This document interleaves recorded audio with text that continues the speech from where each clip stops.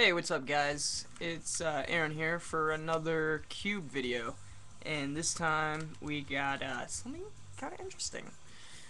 This is the Cube4You 3x3x5, and you're looking at it and there's two different, bringing it in view anyway, there's two different layers here.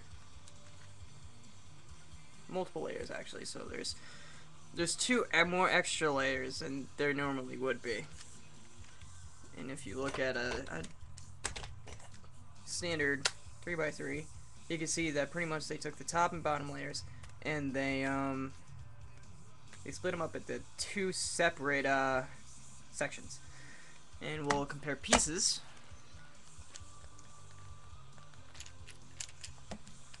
This is the edge of a 3x3.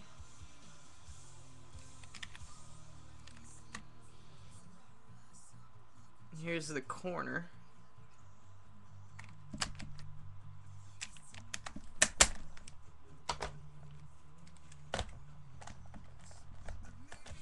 And here's the edge of the 3x3x5. And you can clearly see that they made it two separate pieces. Two individual pieces. And the same goes for, if I can get it, there we go, the corners. Two separate pieces.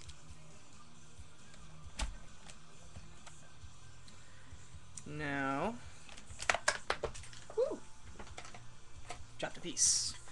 Now you're probably wondering how one of these is solved. Well, you solve your main edges, these edges, come on, right here. These edges right here first. Well, actually, you solve your cross and everything on the bottom just to make sure that these are all movable. Because here, I'll show you really quick. You can still use this as a 3x3, but here's the thing. I'll mix this up a little bit without moving. Whoop, some piece came out. All right. Okay, so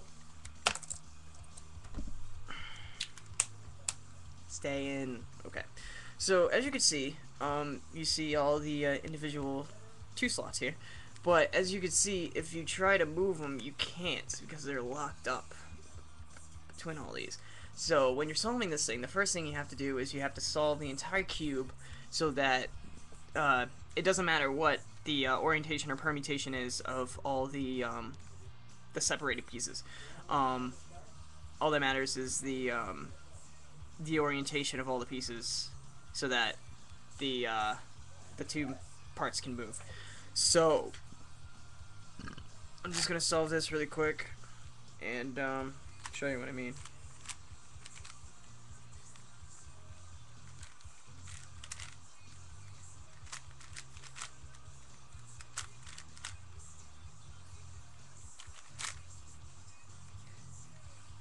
And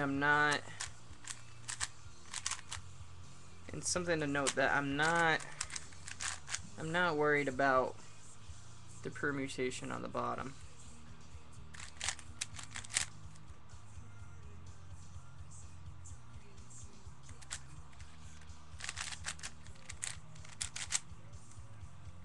Or the orientation, rather. But yeah, that's fine. So this is kind of what you would do. You would you'd solve your cross on the bottom. You would solve the middle edges, and then you would solve your top cross like you normally would.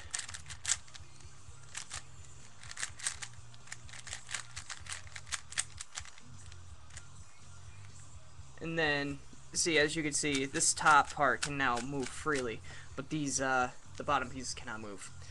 But that's simply because I was using this as a 3x3. So I'm going to solve this really quick like I normally would. And from there, we'll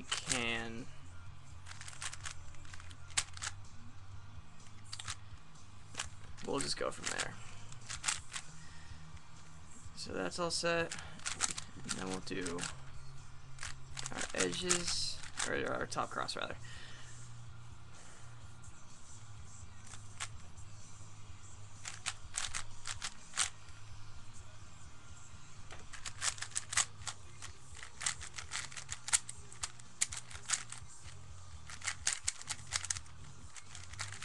And the way this moves is actually really smooth. It's not... See, there you go. So now we got our bottom, our middle, our both middle bottoms, or both tops are now free to move. Now, I'll solve the rest of it. And pretty much what you do is you solve the 2 inside layers first, and then you solve the 2 outside layers. And if you know how to solve the 3x3, this is already simple.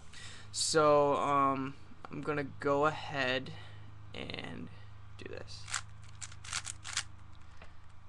And the algorithms for this cube are really, really, really simple. You do not need... You could even solve this without any knowledge of solving the 3x3. I guess. I mean, if you wanted to solve the 3x3 first and then solve this, you could easily just buy this cube.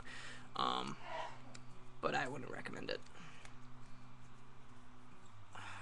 Okay.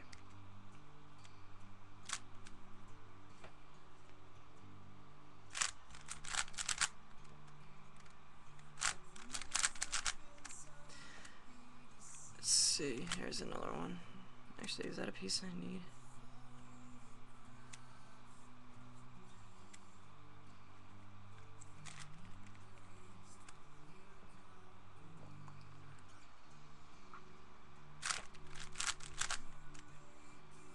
Is there parity? Oh, okay, so they're all there. So yeah, there's that. This layer right here is all solved. Yeah, I'll hold it up to the camera better, so you can see that bottom layer is finished. Now, I can go ahead and solve the top part. Just make sure, okay.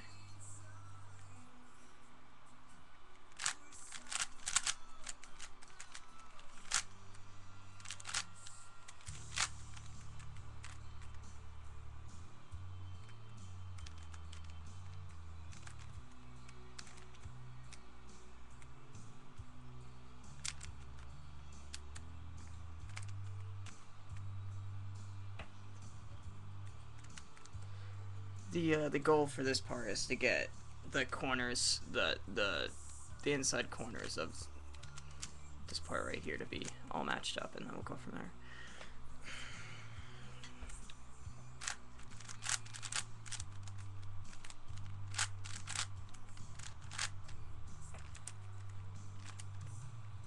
Alright, so there we go. We got 2 matching ones. So from here, we'll put that aside, and we'll do it again. That corner swap.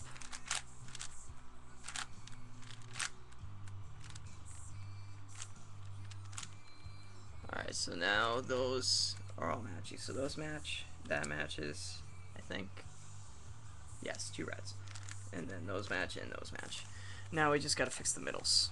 And since they're opposite each other, so that orange is supposed to be over here, and that red is supposed to be over here. We'll just do that swapping algorithm. Now we have that layer solved. Now to solve the top layer. Now this will be a little bit easier, but first you got to make sure that the see, there's a yellow piece down there and there's a black piece up here. You just got to make sure that your cross on the bottom, your sides are in the right color scheme. So yeah, see, all the corners on the bottom are messed up. So what we have to do, you have to get all those right.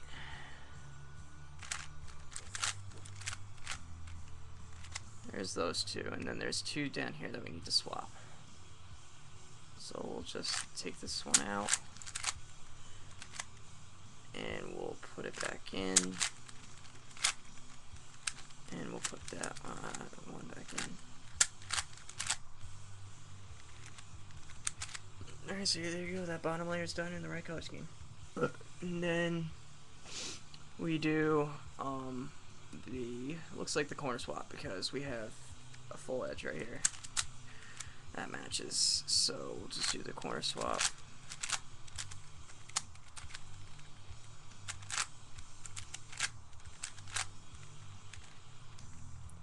So now that all those are matching, now we'll just have to do our edges. And if you know any PLLs, this can actually fix those, because this is a I'm not sure what permutation this is, but this is the clockwise one. But for the sake of this, I'm just gonna do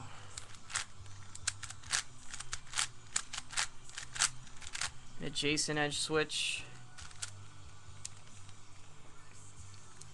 an opposite edge switch, and then we'll just do one more adjacent edge switch.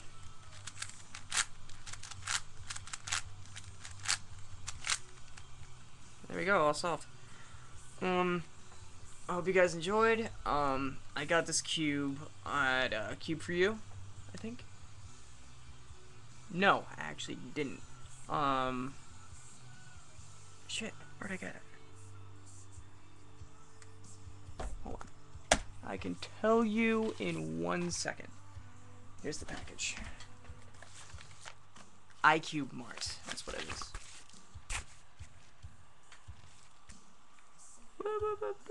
Yeah, right there, iCube Mart. So yeah, that's where I got it. I think it was $12, and I got this Cube4You 3x3 while I was there too. This one's lubed up though, and it works just as well as my my Guhong.